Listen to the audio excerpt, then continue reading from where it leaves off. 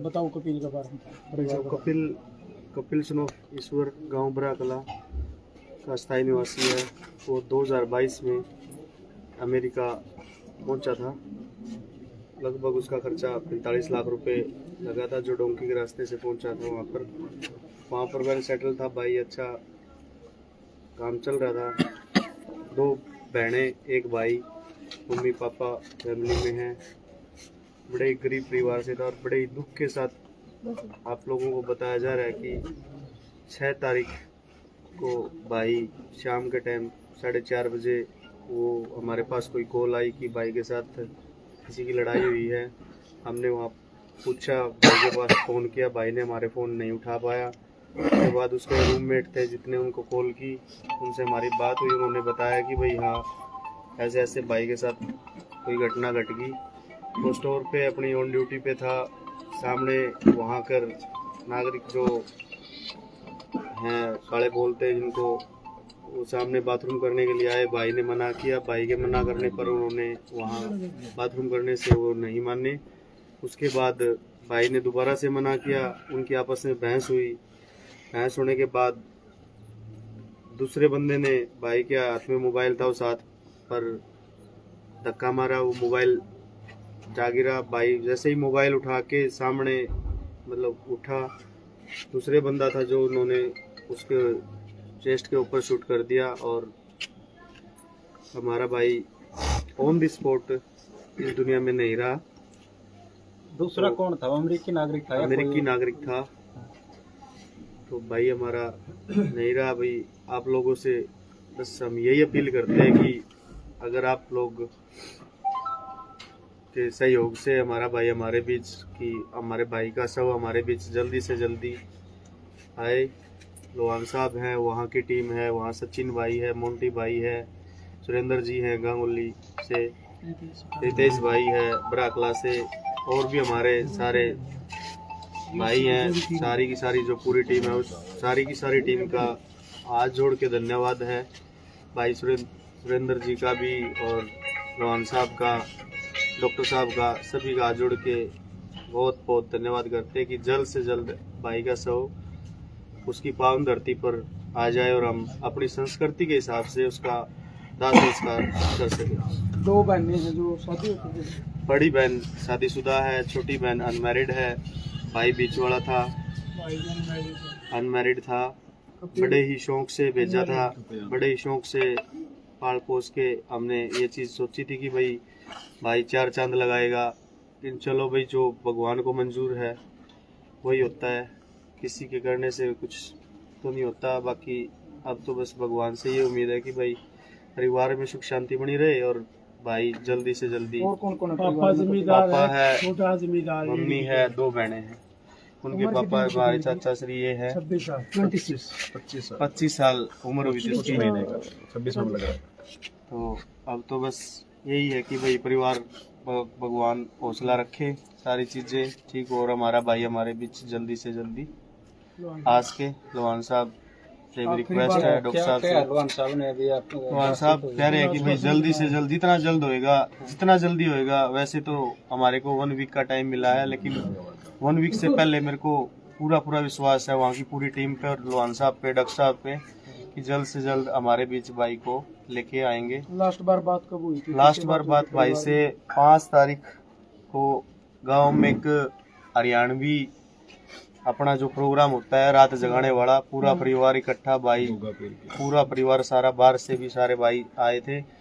रात को मैंने उसकी तो पूजा करवाने के लिए फ़ोन किया था। वीडियो कॉल पे हमारी बात हुई थी। उनकी भाभी जी से, ताई जी से, चाची जी से, भाई से, चाचा ताऊ सबसे बात हुई। उसने पूरी लगभग पौना घंटा 1 घंटा बात करी। बड़ा खुश था, ड्यूटी से आया था तो बोला अब मैं लेट जाता हूँ। अगली साल मतलब ये जो रात जगाने वाला प्रोग्राम है, अब की बार थोड़ा सा उनके पास टाइम नहीं था, जो बंदे आए हुए थे। उसने यही बोला था कि भाई अगली साल पूरी रात का प्रोग्राम रखना, आराम से लाइव बैठ के देखेंगे। लेकिन ये नहीं पता था कि अगली साल तक वो हमारे बीच में नहीं रहेंगे।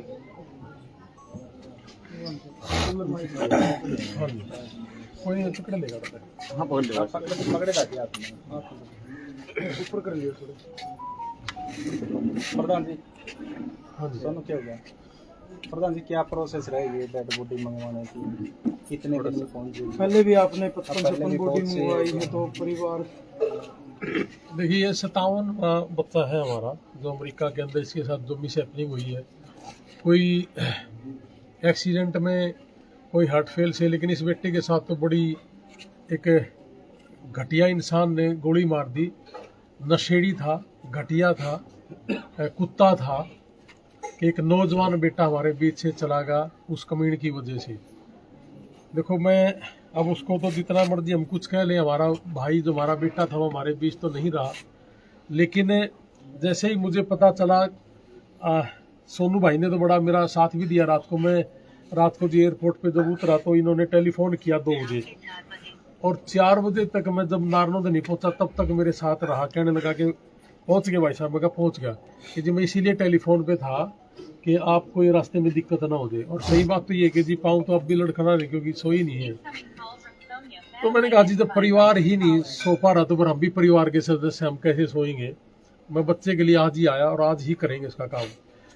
डेड बॉडी हमारे बेटे की हमारे पास पहुंच गई है, कपिल शर्मा की हमारे कब्जे में है, हमारे पास है, और हमने इसके ऊपर काम शुरू कर दिया है। 7-8 दिन हार्डली इसके ऊपर लगेंगे। कोई परमात्मा ना करे कोई ऐसी चीज आगे हट जाए, लेकिन इतना समय के अंदर अंदर हम कर लेंगे। और कल जसवीर जाएगा बेटे के पास, और मैं कोशिश करूंगा कि बेटे के आखिरी दर्शन वहां से भी हम करवा दें, शांति पाठ भी हम करेंगे इसके ऊपर। और पूरे हरियाणा के अंदर जितने भी बच्चे हैं जो गए हुए हैं वहां, मैं तो आपके माध्यम से एक ही बात कहूंगा, कोई ट्रक एक्सीडेंट में और कोई हार्ट फेल हो गया। अब ये बेटा है जैसे इसका गोली मार के किसी ने मार दिया, गधे के बच्चे ने। तो उन लोगों से भी मैं एक ही बात कहूंगा जो वहां गए हुए हो आप। बहुत लोग डरे हुए हैं, लोगों से बात कर रहे हैं कि जी क्या बात है, कहते कि जी ट्रंप के आने के बाद डरे हुए हैं, 60-70 लाख लगाया है, कोई 50 लाख, जैसे बेटा 45 लाख लगा के गया। अब ये 45 लाख रुपये कहने की बात है कि 45 लाख रुपए लगाएगा।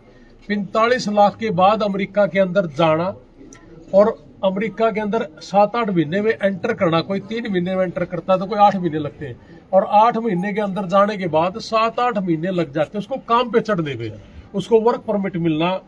उसको जो मैंने कहा कई बार के 27-28 लोग हैं जो हमने मरने से वहां बचा लिए, वो वही लोग थे जो पहले 7-8 महीने में वर्क परमिट या इंश्योरेंस नहीं होता तो उस दौरान अगर बीमार हो जाए तो उनको कौन संभाले, वो हमने वहां संभाले थे, हमारी ER इंटरनेशनल टीम ने संभाले थे।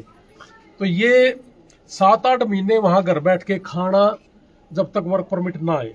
तो कपिल के साथ भी वही हुआ, 45 लाख रुपए दे के गया। $15,000, $14,000, $10,000, इससे नीचे वकील भी नहीं लेता। तो कहने का मतलब ये है 45 लाख रुपए दे के गया, 10-15 लाख का वहां पे वकील भी होना है, 7-8 महीने घर बैठ के खाना, 1 लाख रुपये महीना कम से कम वहां महीने का खर्चा है। तो आप फड़ा सको हो 45 और 15 और फिर 7-8 लाख रुपये, तो 60-70 लाख का ऊपर बिल दिया दिया। तो ये तो यहाँ वाला खर्चा बता दिया ना, मैं 45 दे के गया था, आगे वाला तो पता ही नहीं। तो ये 60-70 लाख रुपए देगा। तो एक किसान परिवार के लिए जो सिर्फ 1.5-2 एकड़ का किसान है, पूरा बड़ा गांव जाना है, जींद जिले में है जी, 5 किलोमीटर पे है, 1.5 एकड़ से ज्यादा का किसान नहीं है, और इतना पैसा लगा के जाना तो इस परिवार के बस की बात नहीं। अकेला उस बच्चे की डेड बॉडी लेके आना या उसका खर्चा उठाना, तो इसलिए हमारी सबकी जिम्मेवारी है, जो अमेरिका में बैठा है वो भी और जो इंडिया में बैठा है वो भी।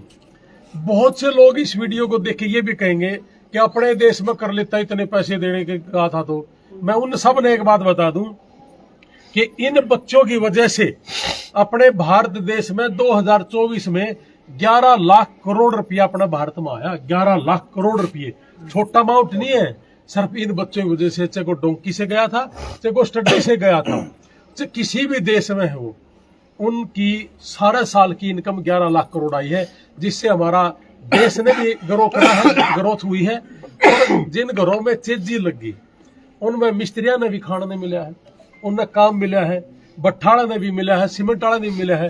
तो इन भाइयों की बदौलत अपना देश में बहुत लोगों को रोजगार भी मिला है। तो इसलिए वो जो लोग इस तरह की भाषा यूज करते हैं मैं उनसे हाथ जोड़ के रिक्वेस्ट करूंगा कि भाई इस तरह से ना बोले, या फिर सरकार है भाई दे दो सारा ना काम। ये तो कोई एक भी नहीं जाकर आती। अपनी जमीन बेच के अपना बेटा भेजना, अपनी छाती पाड़ के न किसी बच्चे को भेज के एक बार देखो तो आप दिल्ली तक नहीं भेज सकते, कहना तो दूर की बात है। मजबूरी है हमारे परिवारों की, इसलिए हम भेजते हैं। तो इसलिए जितने भी हमारी वीडियो सुने जी, सब पे एक हाथ जोड़ के रिक्वेस्ट है कि सारे के सारे हमारी मदद भी करना। हम अकाउंट नंबर भी देंगे और अमेरिका में GoFundMe नंबर भी देंगे। मैंने कभी मेरा अकाउंट नंबर कभी नहीं दिया आज तक, पिताजी का अकाउंट नंबर भी दे देंगे, और वहां अमेरिका का जो GoFundMe बना रखा है वो अकाउंट भी मैं आप लोगों ने दे दूंगा, और मेरी फेसबुक के ऊपर भी मैं ये सारी चीजें लगाऊंगा। तो जो अमेरिका में बैठे हैं वो भी इस फैमिली की सपोर्ट करनी है सबने, कि करीब करीब 50-60 लाख रुपए दे के जाना, और अभी तो 2-2.5 साल हुए थे जी, अभी तक तो पैसा पूरा हुआ भी नहीं। तो इसलिए जी घर से जवान बच्चा चला जाना और पूरी फैमिली आपके सामने खड़ी है, टूट जाता है जी परिवार, आधे से ज्यादा नहीं पूरा गांव भी टूट जाता है जी कि एक जवान बेटा हमारे गांव के चला गया।